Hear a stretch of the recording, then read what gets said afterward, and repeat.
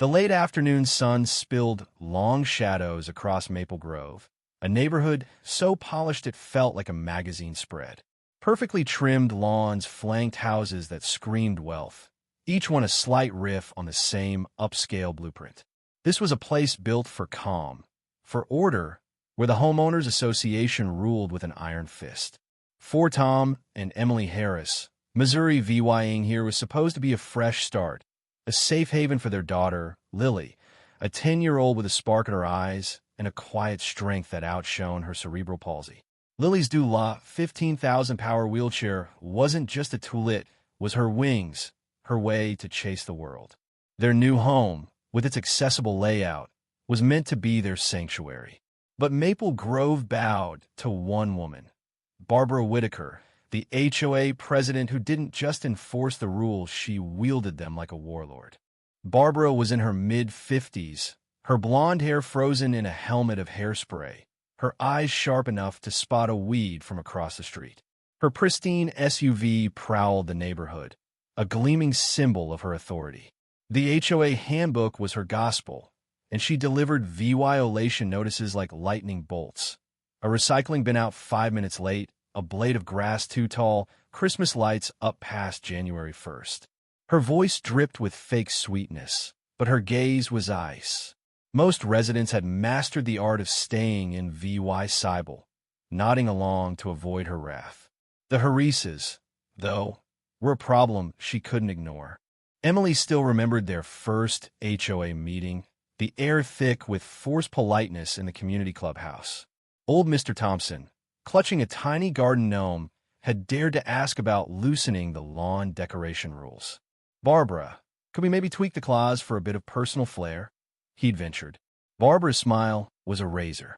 "Mr. Thompson," she said, her voice cutting through the room, "our community's value hinges on uniformity. Indie VY dual whims, however, charming threaten our equity. Section 7, subsection D is crystal clear." She paused, letting the silence crush him. "Next item." Mr. Thompson sank back, hiding his gnome under the table. Emily's stomach twisted. This wasn't about rules. It was about power. The Harrises' own clash came soon enough. Emily was planting daisies when Barbara appeared, her voice syrupy but venomous. "Mrs. Harris, settling in? Just a reminder, uniformity is key to our neighborhood's appeal." Her eyes locked on the sturdy ramp Tom had built for Lily's wheelchair. "That structure's temporary, I assume? Permanent changes need architectural committee approval. Curb appeal is non-negotiable." Emily stood tall, forcing calm. "It's not temporary, Barbara. It's for Lily. Her wheelchair needs it." Barbara's smile tightened. "I see. Well, Section 4, subsection B is quite clear. Perhaps a more blended design could work." She turned and left, Leah VYing Emily furious and exposed. That night, over lasagna in their cozy kitchen, Lily humming over her homework and their retriever, Buddy, snoozing nearby, Emily told Tom about the encounter. Tom, exhausted from his job as the city's police chief, rubbed his temples. "Blended design? What's that code for hide our kids' disability?" "It's a ramp, Emily. It's safe. It's necessary." His voice rose, frustration spilling over. "I deal with armed robbers and city crises all day, and now I come home to this petty dictator? Is she targeting us because of Lily?" Emily sighed. "I don't know, Tom. It feels like anything different is a crime to her." She shut down Mr. Thompson's gnome like it was a felony. Lily looked up, her voice small. "Mommy, does Mrs. Whitaker want to take my ramp away? Will I be stuck inside?" Emily knelt beside her, heartbreaking. "No way, sweetheart. Your ramp stays. You just focus on being 10 and planting those tomatoes with me tomorrow, okay?" Lily nodded, but her eyes held a flicker of fear. The harassment didn't stop. A typed warning about their unapproved welcome mat appeared under their wiper. Barbara's loud comment to a gardener about tacky mulch was clearly aimed at Emily. Then came an anonymous complaint about disruptive noise. Lily's laughter and Buddy's playful bark slipped under the HOA secretary's door. It reeked of Barbara's precise, judgmental tone. The Harrises felt watched, judged against an impossible standard. They saw it wear on others too. Mr. Thompson grew quiet. The Lopez family hid their kids' water table after Barbara's glare. Whispers hinted at Barbara's past, her late husband's obsession with appearances, her rejection from Fancy Garden Club. This HOA gig wasn't about Sarah VYC. It was her revenge, her chance to control what she'd been denied. One Tuesday, sunlight bathed Maple Grove in a deceptively warm glow. Lily was outside, carefully steering her wheelchair on their driveway. Brakes locked as she started transferring to a lighter chair for gardening. Emily carried the manual chair, both of them excited to plant tomatoes. Across the street, Barbara backed her SUV out, eyes glued to her phone, oblivious to her mirrors. She hit the gas, tires squealing. Emily, halfway down the steps, saw the horrifying path. Barbara stopped. "Lily!" she screamed, dropping the chair and sprinting. Too late. The SUV's bumper slammed into Lily's wheelchair with a sickening crunch, metal twisting, plastic shattering. The Duluth 15,000 machine skidded, mangled. Lily, mid-transfer, screamed as she fell, her legs pinned between the wreckage and the concrete curb. Barbara braked, not from the crash she didn't notice, but from Emily's shriek.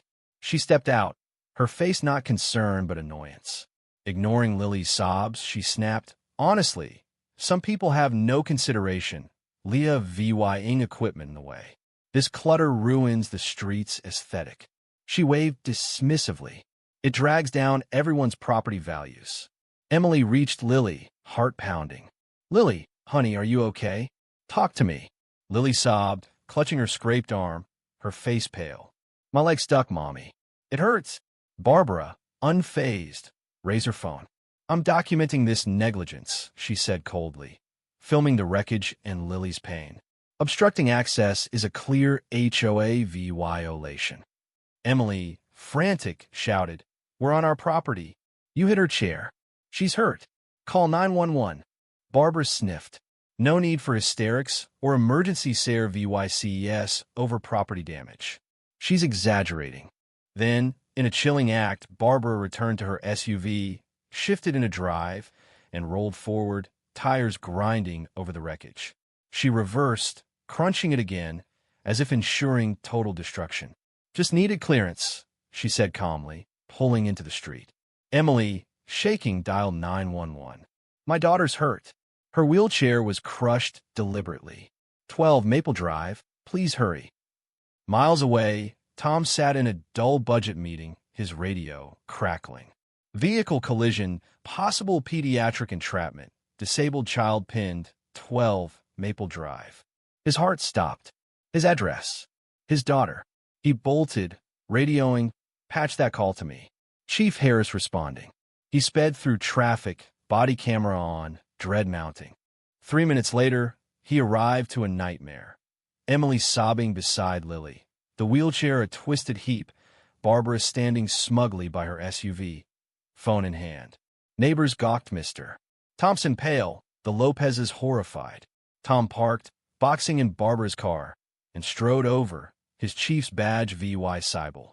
"What happened?" he asked, voice steady despite the fury inside. Emily choked out. She hit Lily's chair, then drove over it again while Lily was pinned. Tom knelt by Lily.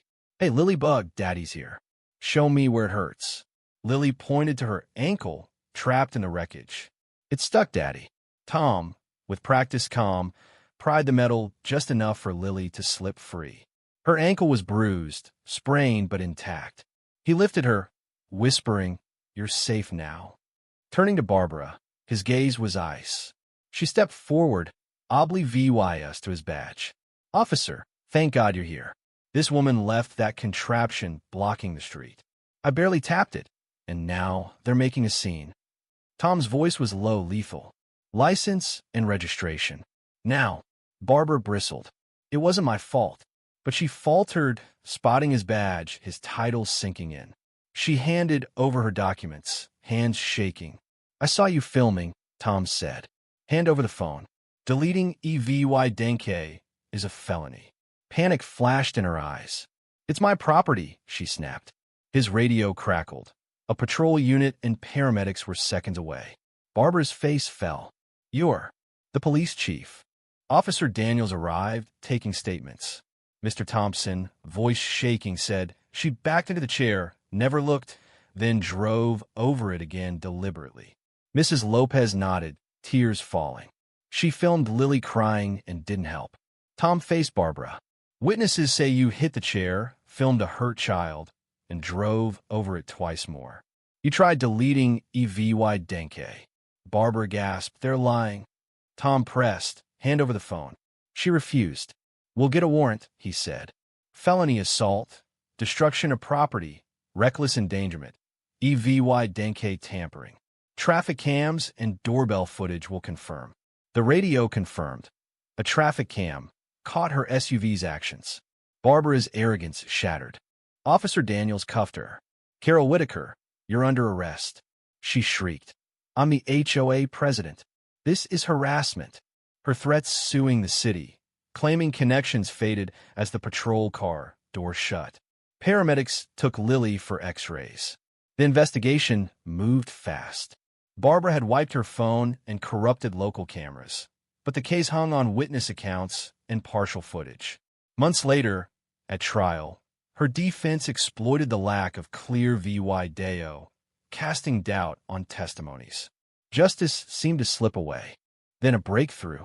Mr. Thompson revealed Buddy's GoPro footage, showing Barbara's distracted driving and angry phone call minutes before the crash.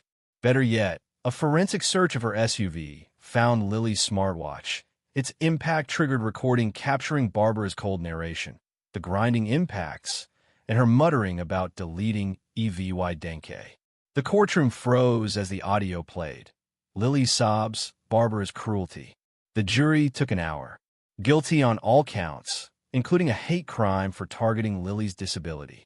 The judge was merciless. 10 years, asset forfeiture, full restitution. Maple Grove healed. The HOA was rebuilt with oversight. Mr. Thompson's gnomes multiplied defiantly. The Lopez's got a massive inflatable pool. Lily, with a new wheelchair and therapy, laughed again. Tom held her tighter each night, haunted by how close they'd come to losing justice. Barbara's entitlement had birthed a monster, but a dog's camera and a lost watch brought her down. Maple Grove's quiet wasn't fear, Anna Marie, it was peace.